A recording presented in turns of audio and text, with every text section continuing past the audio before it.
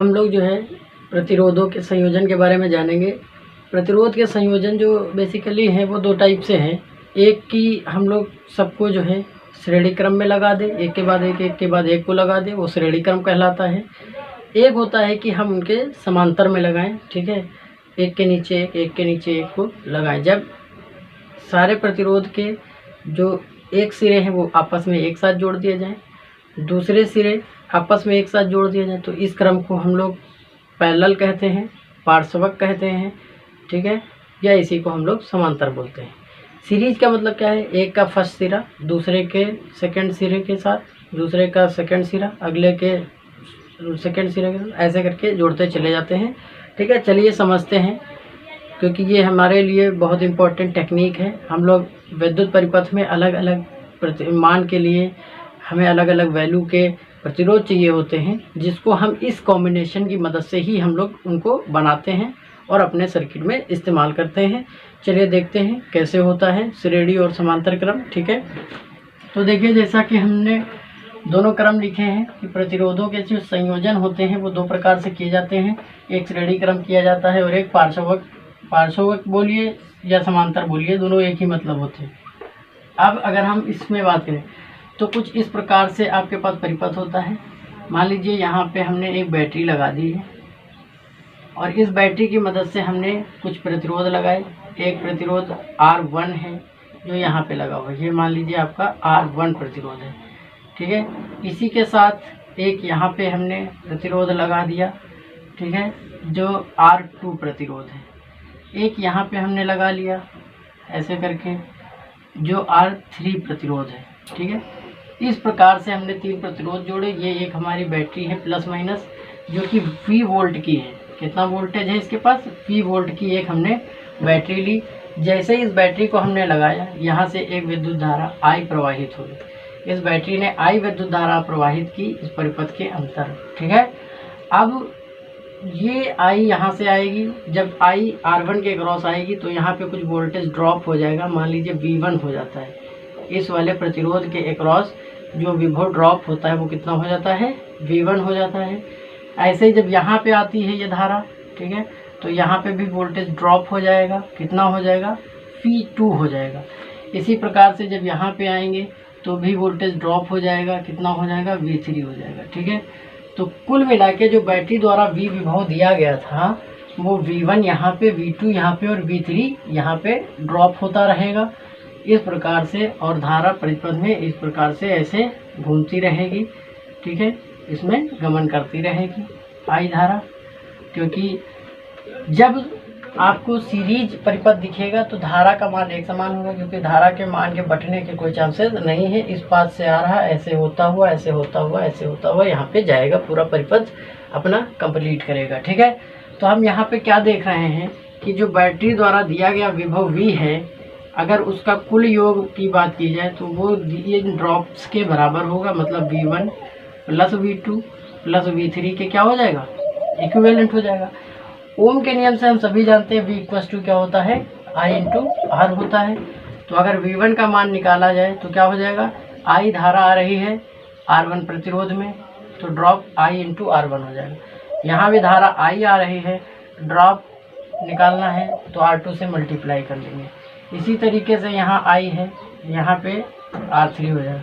तो I सब जगह पे कॉमन है। अगर अपोजिट साइड में ले आएंगे V बाई I हो जाएगा, और V बाई I को हम लोग क्या कहते हैं? R कहते हैं, जो कि किसके बराबर है? R1 plus R2 plus R3 के बराबर है।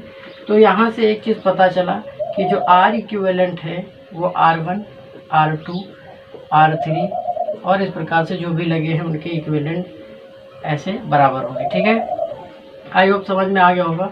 तो यहाँ पे जो डिफिनेशन निकल के आई वो ये आई कि श्रेणी क्रम में लगे समस्त प्रतिरोधों का, जितने भी प्रतिरोध लगे हैं R1 R2 R3, उनका जो योग होता है, अलजेब्रिक सम होता है, वो कुल प्रतिरोध के बराबर होता है। किसी परिपथ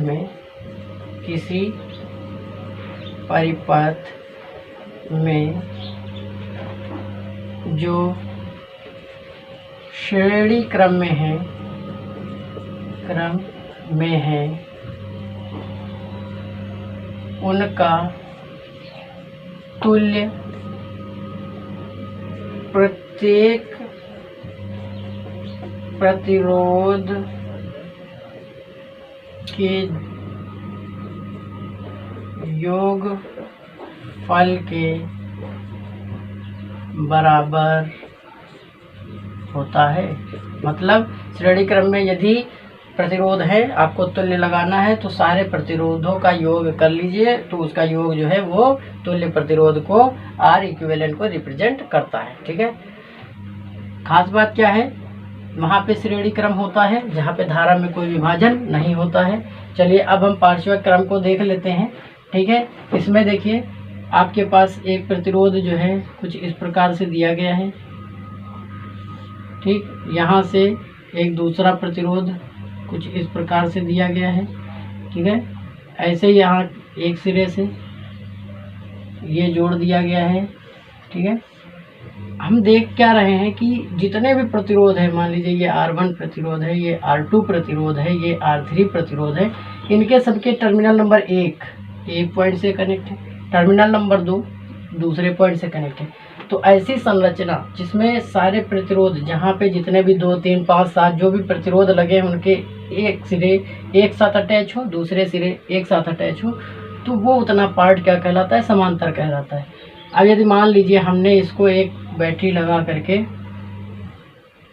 V विभव प्रदान करा दिया, हमने इसको V पोटेंशियल दिया, तो यहाँ से I धारा चलेगी, यहाँ तक I धारा आ जाएगी।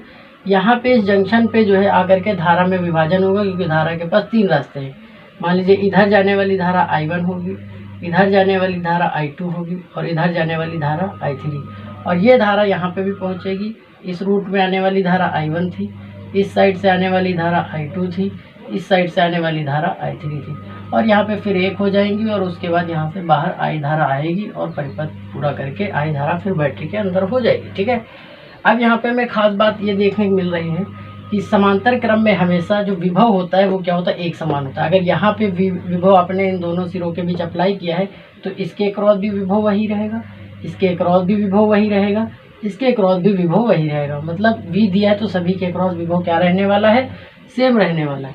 क्या बट रहा है, जो I धारा चली थी वो 3 रास्ते में गई है, तो हम यहाँ से ये निष्कर्ष निकाल सकते हैं, कह सकते हैं कि जो I का मान है वो किसके बराबर है, I1 plus I2 plus I3 के बराबर होगा।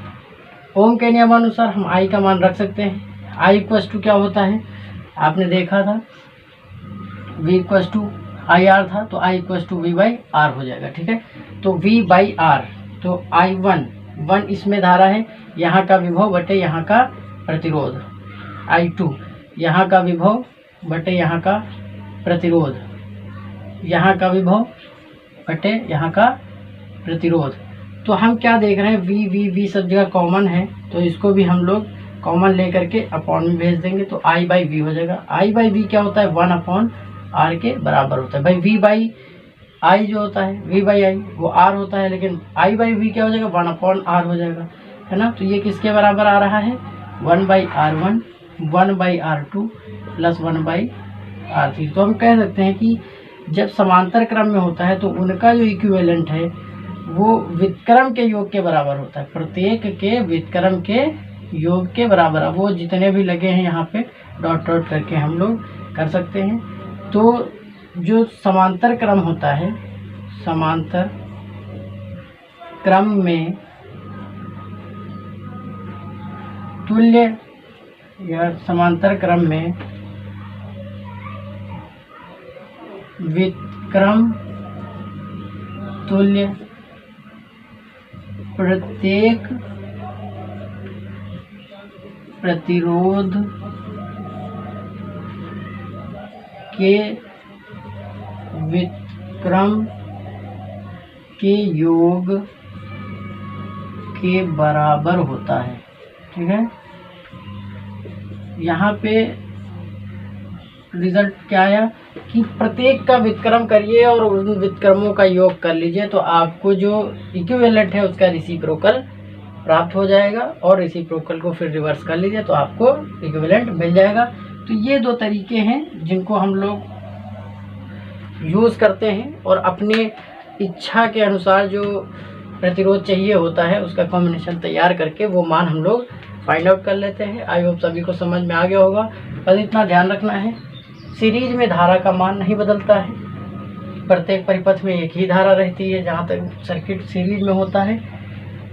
पैरेलल में विभव का मान नहीं बदलता है, जहाँ तक एलिमेंट पैरेलल होते हैं उनके अक्रॉस जो विभव होता है वो भी क्या होता है, एक जैसा होता है, समान होता है। ठीक है, और इसी आधार पर हमारे ये दो फार्मूले निकल करके आते हैं। एक इक्विवेलेंट समांतर इक्विवेलेंट निकालने का ये फार्मूला निकल के आता है, ठीक है, और तो सीरीज के लिए ये वाला निकल के आता है। आई होप सभी को ये बहुत अच्छे से समझ में आ गया होगा। ठीक है, तो इस पे आधारित बहुत सारे क्वेश्चंस हैं, आप लोग लगाएंगे इसी टेक्निक का यूज़ करके। ठीक है।